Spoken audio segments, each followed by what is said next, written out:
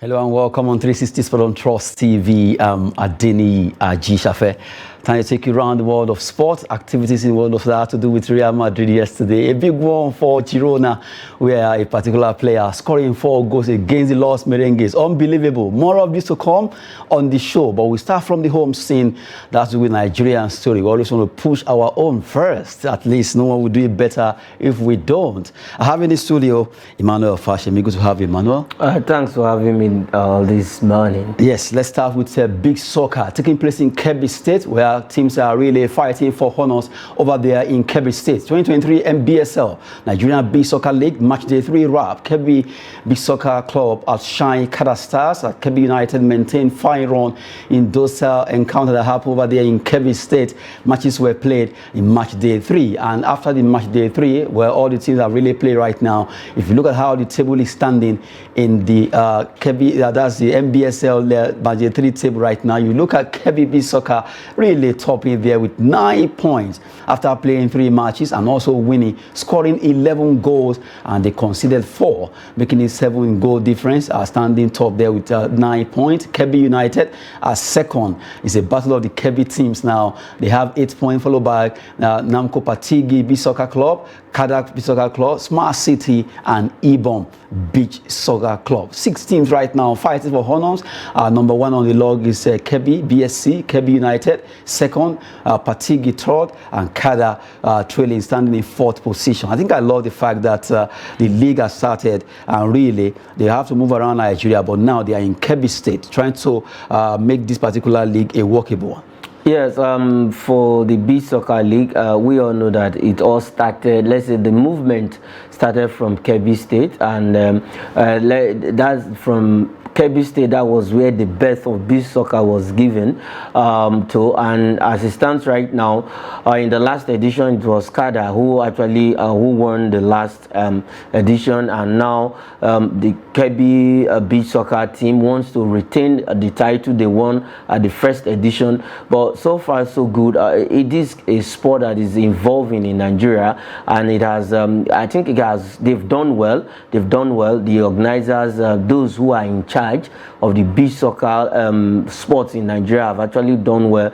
Like you heard one of the organizers mentioned on the show that other teams are trying to join, and probably before this year runs out, we might have all the, but almost maybe 16 states or there or more than that would have been part of these sports. But so far so good. It has been a beautiful one, and for Kebbi beach soccer team, I think they want to win the championship. After this stage, they will go to Lagos, and we'll still have more teams who will join. I was wondering, beach soccer, places like Lagos, Uyo, Calabar, Port Harcourt, where you have a beach, should be let me say the center hub, or the eye opener, or the originator. But surprisingly, Kebbi, it's not that I'm not saying Kebbi does not have, maybe they don't have the natural water in their place. They are close to, I think, Taraba State, Kebbi. This is a zone where you also have waters around them. But so far so good.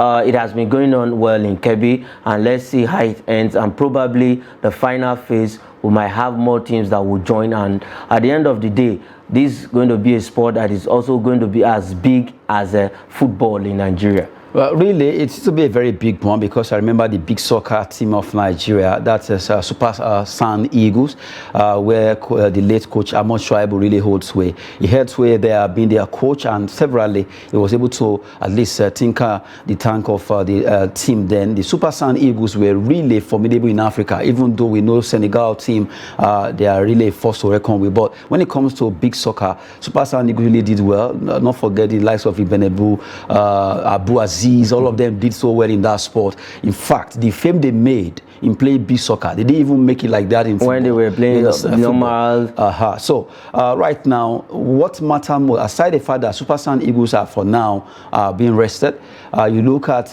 this particular big soccer league going around Nigeria.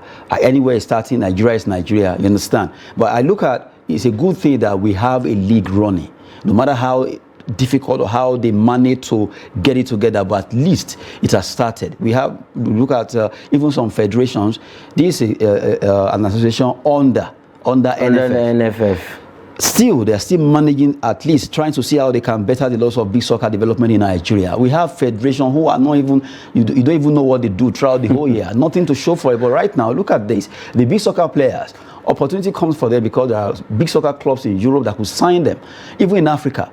Yeah, in Nigeria. In Senegal, and when you mention those clubs we have in Senegal and Brazil, which is, let me say, in quote, the center hub and where you have most of these games. But if you look at the beach soccer league, kudos to those who are actually managing that association. Well, kudos for the first should go to Mahmoud Adejia, who is the coordinator of beach soccer. And sincerely speaking, I think it's high time NFF actually shift attention, at least still towards the beach soccer sport, because this is an area also where we can harness talent, where we can have people who are, it's not only maybe playing football on the grass alone. We can have people like the names you mentioned. They made their names from the beach soccer.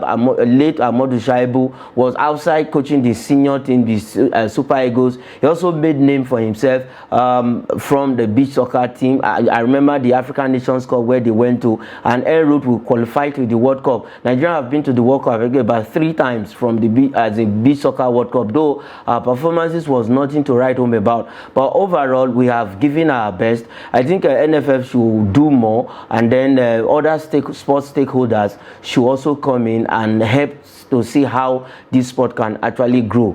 This Nigeria is full of talent. We have the bundle of talents here, but we need harnessing. We need to harness these talents, bring them together. We need facilities, not just getting the talent, facilities. So we shouldn't leave everything in the hands of the government. Other persons out there can also come in and see how we can push this sports forward. But first, the government needs to take a giant step towards this, so that whenever whoever wants to come in can have a template to actually work on.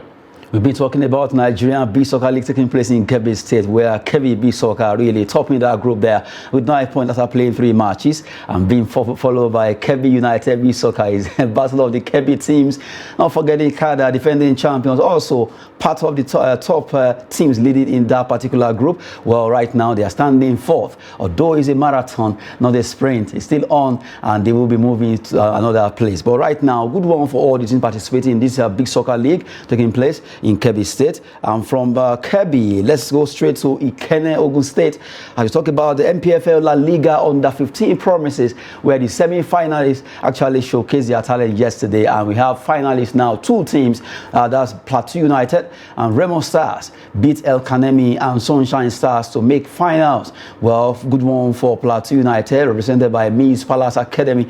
They were able to do well. They defeated their opponent Sunshine Stars by 2-1. And you also look at Remo Star, the host team. They actually did well, they were able to win El Kanemi Warriors by 4-2, where particular Opeyemi was able to score a brace there. Congrats to the 2 teams who won right now. That's Plateau United under 15 and Remo Stars under 15, qualifying for the final, where the 2 will lock horns in the final there. Congrats to the 2 teams. When the whole thing started, I remember telling you that El Kanemi can actually defeat Aqua United, which they did. Football is never, you said you watch Aqua United, and because of that you believe that they will beat El Kanemi. Reverse was actually the case. Reverse was the case, but overall, kudos to all. Congratulations to the 2 teams that made the finals, and then the 4 semi-finalists, because this was an event, a tournament that has they were grouped, and you have all the MPFL teams bringing their under 15 teams, and for these 4, they were the one that made the cut. It's not that all that teams that came, they didn't do well, but they couldn't get to where these ones get to. But overall, like you mentioned, El Kanemi Warriors beating Aqua United, it's a good one, because I expected Aqua United, though I wasn't biased about it, but from what I saw, football can spring up surprises. These days, they are no longer minnows, they are no longer small teams when it comes to football. But overall, El Kanemi, Remo Stars, Sunshine Stars, Plateau United, they've given their best, and it's going to be firepower, as in it's going to be a cracker between Plateau United and Remo Stars in the final. Remo Stars are the host, let me say the host community, they are the host people. at the end of the day, the best team will win. But these 4 teams, I think they are the best we have in the MPL, as in for the under-15 MPFL teams. A tough war there between Plateau United under 15, represented by Miss Palace Academy, really doing so well in this competition. Now they go to the final, playing against Remo Stars under 15, and it's going to be a battle to finish by the time the 2 teams meet to see who wins this year's MPFL La Liga under 15 promises. It's a conjunction between Nigerian Football Federation and La Liga to see how they can give that particular template of competition to the under 15 boys in Nigeria. Well, a good one now. At least we have seen 16 teams participate in this competition. I started with the journey of 16 teams, now back down to 2 out of 16. Good ones to all the teams that participated for Plateau United and also Remo Stars. Well, we wait to see who wins that particular battle there. Now, apart from that, round Nigeria today, round of 64 in the Federations Cup will be coming up. Federations Cup, round of 64 and 32 kicks off today across Nigeria, where they'll be fighting in the this particular competition, where all the teams, either big or small, they will all be fighting. At least each state has actually produced 2 teams to participate in this competition. But the biggest one will be coming up in Uyo at Goswak Pabio Stadium between MPFL defending champion Rivers United versus Eyimba International, the foremost and most decorated team from Nigeria right now. Well, they'll be facing themselves today in Uyo. Big one across Nigeria, 64, and also the women will also be playing their own. Yes, for the FA Federations Cup is the oldest tournament in Nigeria, and the big one coming up in Uyo. Eyimba, who has won the MPFL title 8 times, and they have won this Federations Cup 4 times. They've won it, and coming up against the other team, it's a big one for the 2 of them. But for Eyimba, I think this season Eyimba is setting their sight on qualifying for the Super 6, and at the same time, maybe if they can lay hold, because whoever wins this this competition, you are sure of playing in the continent come next season. And it's no longer business where you go and play, and at the end of the day, NFF is the one that will just, there's nothing as in no maybe competition attached to it. Now, if you win the Federations Cup, you are sure to play whether you go on relegation. If a team like Nasarawa United wins the Federations Cup, then they have automatically gotten that qualification to play in the continent come next season. And for the 64 matches, after that, it's going to break down to 32, and we are going to still have it's still a long run. But at the end, I love it the way they have planned this season's zone, playing it simultaneously as the men are also playing theirs, the women are also playing theirs. So everything will just go at the same time and end at the same time. These are some of the best, as in a kind of organization we want to see in our league. And let's not forget that because of this Federations Cup, that was why NNL, NLO, they were on hold, as in they went on break because of this event. We have our own FCT team also in action, Milantaki, who defeated EFCC in the final. So it's a good one. We have an FCT team there. We also have Nigeria Raiders representing FCT team in the women's category. So at the end of the day, let's see who wins the Federations Cup this year.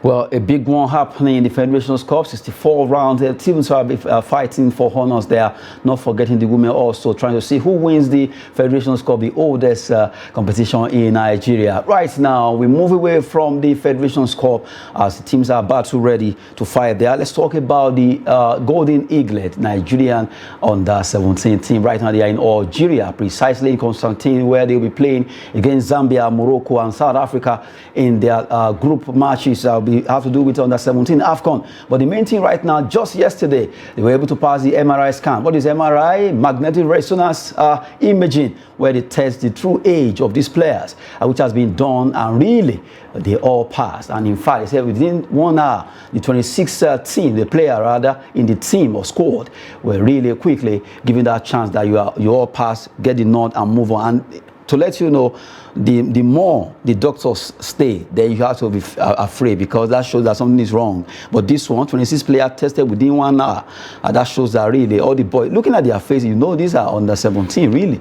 First, I think Thompson has to go to the NFF, and outside the NFF, the coaches, Uduka Ogbade and every other person that is involved. Because this is the first time in a while that we'll see an under-17 team that as in Nigeria is presenting a team that no questions about the team, and I love it because they actually some players were gotten from the academy, some from the Principal Cup that they had in Abuja, and there's a school in Abuja here. Let me not name the school. We have players from that school, but as it stands, these are very young boys. If from the pictures you are seeing on the screen, from their faces, you can tell that these guys are between the ranges of 17, 16, 15, and then probably we'll have 14. I think 14 among them. So it's a good one for them to have. Even within the space of 1 hour, the whole test was done, and there was no question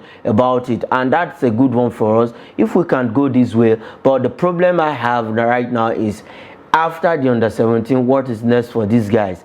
This should be a team that should be kept together. Gradually you graduate them from under-17, if not all the 11 players, if not all, at least bulk of, let's say 80% of these guys should make the under-20, from the under-20 to under-23. From under-23 they should make the senior team, that is the Super Eagles. Now we'll now have an understanding. Now let's take a cue from the German team that won the World Cup 2014 in Brazil. Germany hosted 2006. They couldn't win the World Cup. Now look at the graduation. Look at the players. They graduated some players into that team. They understood themselves. The oldest player then in Brazil 2014 was the captain. Was the captain Liam. Now, if you look at our own under-17, we should also go toward the same line. Graduate these guys gradually. There will be an understanding in the team. But congratulations to NFF, making sure that we have the right age of players. Aside from having the right age right now, the coach of the Golden Eagle, Nduka Ugbade, who also has done it before, he said, well, they want to win the AFCON. This is the first time they are really fighting to see if they can win it, because Nigeria, we have never won the AFCON under-17, even though we've gone internationally. But right now, they want to win it this time around, and we hope that the under-17 will really come back with the trophy and also qualify for the under-17 World Cup. From there, let's quickly look at the NBA, where games were played. NBA playoff, Denver Nuggets, Phoenix Suns progress. Atlanta Hawks keep series alive. Wow, good one for Denver Nuggets and Phoenix Suns right now. They've done the business of qualifying. Well, good one for the fact that they were able to do it. Let's look at the result both for the Eastern Conference and also the Western Conference of the NBA earlier play today. In the Eastern Conference, first round playoff result, Atlanta Hawks 119 against Boston Celtics 117 in that game. Atlanta Hawks right now, they still have hope of making it. And let's look at the Western Conference result. Minnesota Timberwolves 109 against Denver Nuggets, who scored 112, 3 points ahead. And now Denver, they're actually doing the business. For Phoenix Suns 136 against Los Angeles Clippers, who couldn't clip the wing of Phoenix Suns. Phoenix Suns really show class, 6 points ahead of 130. And right now, they've done the business there. Looking at the NBA bracket playoff there, if you look at the NBA bracket now, it shows that really from the Western and Eastern Conference, the likes of Phoenix Suns 4-1 there. You look at the fact that they are ready for this, they've made the business, they qualify. And you look at Sacramento Kings playing 2-2. The game is still on between them and Golden State Warriors. For Boston Celtics and Atlanta Hawks, right now, they've actually elongated. They want to make sure they fight for it also. Well, for 76ers against Nets, it's now 4-0. One more game they are done. And well, even in fact, they have also done it well when you look at the way the result is standing. Cleveland Cavaliers in New York Knicks. Knicks are leading by 3-1. And you look at Miami Heat with a lot of it against Milwaukee Bucks. 3-1 also standing there. Good one for all the teams. Denver Nuggets, Phoenix Suns doing the business of qualifying in the NBA. Just to give you a wrap of what's happening in the basketball scene of the NBA over there in America. And now let's come back to football as we showcase Premier League results. Matches were played yesterday. Well, even though Leicester played 1-1 against Leeds United, the battle of the L teams. Aston Villa 1, Fulham 0, and Wolverhampton Wanderers defeated Crystal Palace 2-0 in that particular encounter. Looking at the way the table is after playing those matches, it shows that the clubs are really, the likes of Fulham and Aston Villa are not ready to drop at all. Right now, Aston Villa standing 54 points. Look at Fulham standing 9th on the log with 45 points there. Well, the battle of Arsenal, Man City, will come to that in our second edition anyway. But really, good one for Aston Villa and Fulham, Emmanuel. For Aston Villa, though started well, at some point it became shaky, and now they have gotten their rhythm back and they have gotten their groove. They're actually doing well, and it's a good one for Unai Emery, because so many persons looking at the pedigree of Unai Emery, leaving Villarreal for Aston Villa was questionable, but he knows what he wants with Aston Villa, and he is actually getting the result right now. And I love looking at the position. They've actually found themselves on the 5th position with 54 points, 5 points behind Manchester United, and it's just looking good for Aston Villa, and that is the position probably they are going to play in Europe. And Unai Emery is a man who understands Europa League very well. He has won the Europa League, I think, on 3 occasions. So it's good for Aston Villa, and they are already smelling Europe as it stands right now with that field. So many persons thought Fulham would be on that position with the way they started this season, but you know, when they say when John go mature, you know the big boys, and it actually showed with Fulham. But never just to look down on them. They have actually tried to be on the 9th position for Fulham. But for Aston Villa, kudos to them. And whatever happens in the game of Tottenham between Manchester United, if Tottenham lost, that means Aston Villa will stay on that position for a week or more, depending on the result of Tottenham. And for Manchester United, well, they have a game in hand. We've been looking at matches being played yesterday, flipping into the bottom of the table now in the EPL before we go to La Liga. Well, right now, Leicester and Leeds United share the spoil there. 1-1 is ended now, 30 and 29 for the L teams following themselves, and really a tough one. Crystal Palace maintained their number 12 position ahead of Wolves, despite the fact that Wolves were able to win. And right now, it's really standing competitive. When you look at the EPL, Nottingham Forest, Southampton, Everton in that pecking order. Well, a big battle still awaits all the teams. We have matches are really winding up. Week 38 is so close, but who stays top and who stays down? That will be questions to answer by these clubs. And quickly, let's look at La Liga. It was a big one for La Liga Santander, or Primera Liga. Spanish La Liga result, a shocking one for Girona, defeating Real Madrid 4-2. Castellanos making it 4 goals against Los Merengues. What happened to them? Were they sleeping or what? Well, so many persons have said for Real Madrid, they've actually taking off their sights from La Liga. They want to focus on UEFA Champions League, and they know the team they are coming up against, and they have to manage Benzema right now. Benzema did actually play that game, and it was the second choice goalkeeper that was used. But for scoring 4 goals against Real Madrid, this feat was happened about 40-something years ago. The last time it happened was in 1947, where a player actually a Real Oviedo player actually scored 4 goals against Real Madrid. But history can be broken, and history can also be set, and that is what we saw last night with Real Madrid and Girona. But at the end of the day, Real Madrid, they might just do bad in the league, and at the end of the day, you see them in the Champions League final. Well, really, it was a disastrous performance yesterday between Real Madrid and Girona. There, Castellanos becoming the hero, scoring 4 goals in that particular encounter. Flipping into the table right now, well, the fact that they lost that game, they're still standing second behind Barcelona, who will be playing today. Well, for the way it is right now, Real Madrid are having 65 points. They lost that game. Girona are standing 9 with 41 points after winning against Real Madrid. And now, flipping to the bottom of the table, let's quickly look at that before we wrap it up. We have Mallorca, Sevilla, Celta de Vigo, Real Valladolid, Cadiz in that pecking order. For Elche, they'll say bye-bye to La Liga. Yes, you say, because I have a question. They have never, that 13 points they have has never changed for the past how many weeks? So I feel, well, they should just go and enjoy life in the Segunda B. Well, Segunda B could be good for Elche if they don't want to really stay on La Liga. That will be it on 360 Sport. We're giving you information concerning sporting activities across the globe, focusing more on Nigerian sport. Well, Emmanuel Fashimi, thanks so much. The pleasure is mine. I'm Adeniyi Ajishafe. Sport is always business and fitness. Thanks for watching.